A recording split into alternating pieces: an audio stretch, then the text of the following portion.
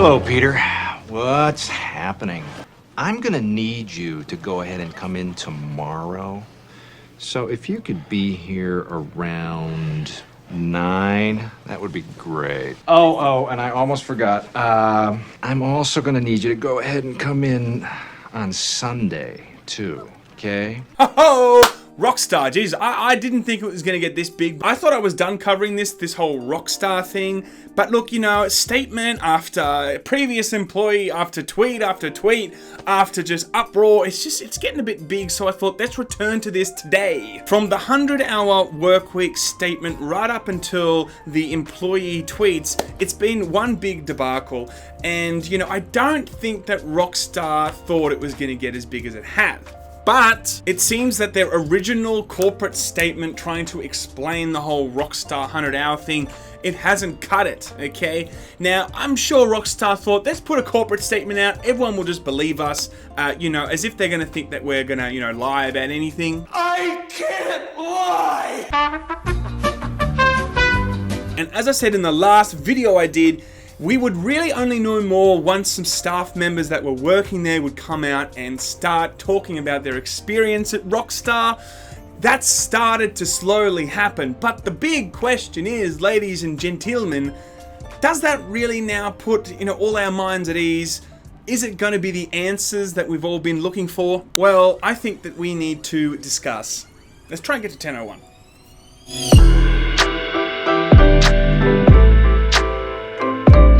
Okay, quick wrap up for the people that don't know what's going on, okay? One of Rockstar's lead writers sat down to do an interview about Red Dead Redemption 2.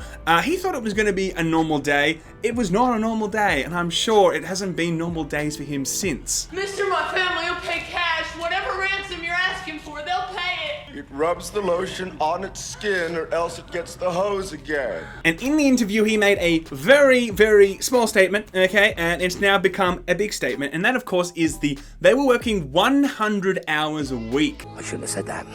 I should not have said that. So Rockstar knew this was probably going to be a really big problem for them, so they went very quickly to work at a very corporate statement that they put together to explain that it wasn't 100-hour work weeks they were doing, it was more like 99. No, but the statement was ultimately saying that it's not 100-hour work weeks, and it's all been a bit misunderstood, and it went actually into detail, and this is the gist of it. That it was only about 4 people working those hours, very senior in level. It only happened for about 3 weeks, and it's not something that happens a lot, and that they weren't forced to do this. So after this statement, I think that Rockstar thought that they were in the clear, and then some previous employees came out and, you know, disputed the claims that it wasn't everybody, you know, saying that they were working long hours, and it was pretty much just, you know, sucking the soul out of them. I gotta have my soul back. I'll do anything you want.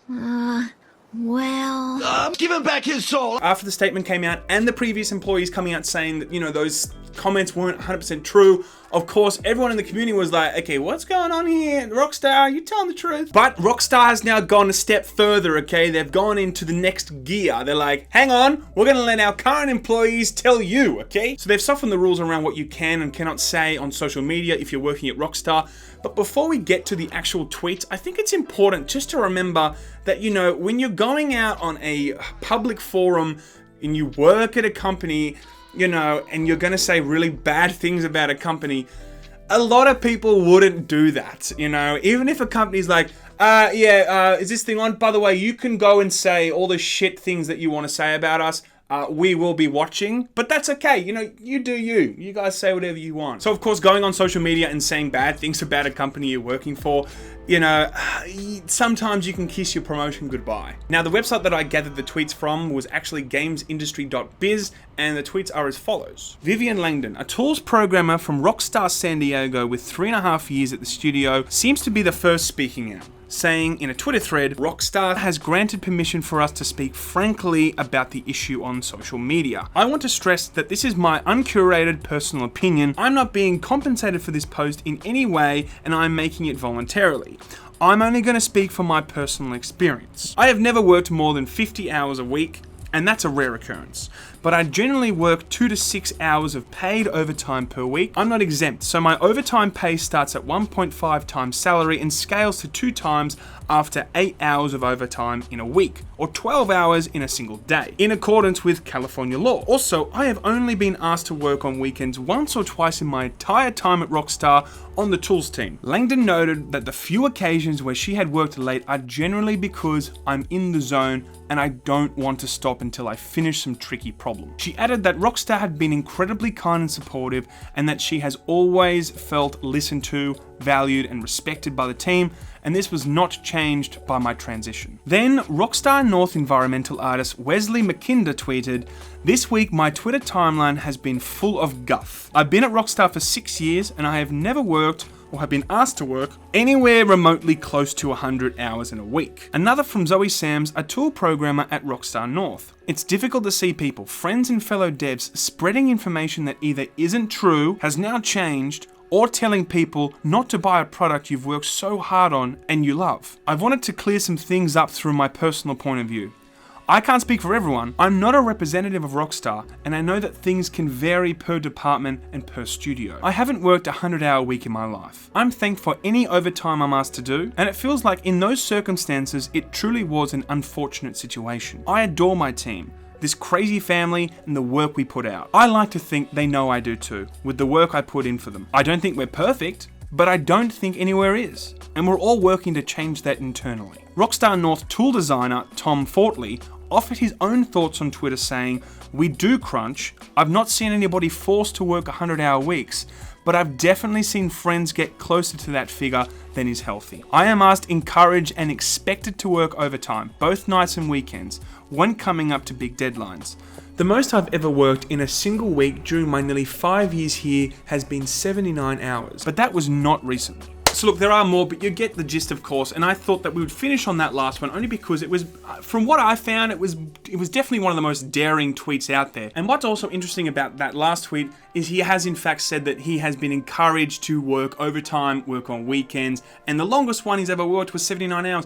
Now, as I said, that does seem to be the exception out of all the other tweets. But hey, maybe this is all code. Maybe all the ones that are saying that they've never been asked to work 100-hour weeks or never worked even close to 100-hour weeks are really telling us they've been working 200-hour weeks. You're a fucking idiot. There's only 168 hours in a week. This is why no one likes you. Really? You've got to ruin it?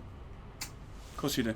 Is this enough now to put this behind us? Is this enough to really, you know, is there enough testimonies now? Is there enough people coming out and clarifying the work environment of Rockstar?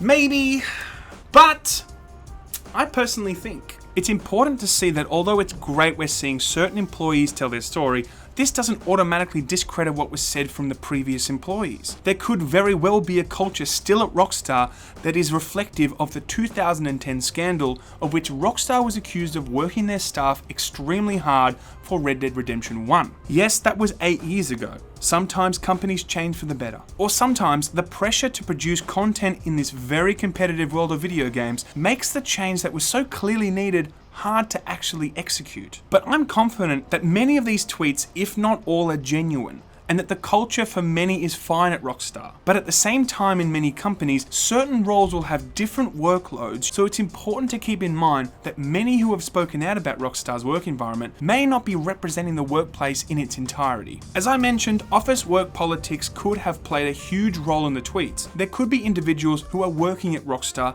that are in fear of their jobs or losing that promotion that's coming up soon, and have remained silent because of that and are in fact working extremely long hours. And that's certainly a possibility. But in the midst of a relatively large outpour of Rockstar employees, I think it's important to take these tweets at least as a sign that Rockstar Games has tried to improve its work culture and move past its 2010 scandal and create a better work environment. We of course can't be sure, but in the absence of absolute certainty, all we can do is look at the evidence provided. And the current evidence seems to be suggesting that although the previous employees certainly described a very negative working environment, perhaps this has changed. But we will really have to wait and see if more current employees at Rockstar come out and dispute the recent tweets made by their colleagues. So guys, I don't know if there is going to be more news on this. I wonder if we are going to see, you know, more tweets coming out. Maybe, as I said, you know, disputing what has been said by their colleagues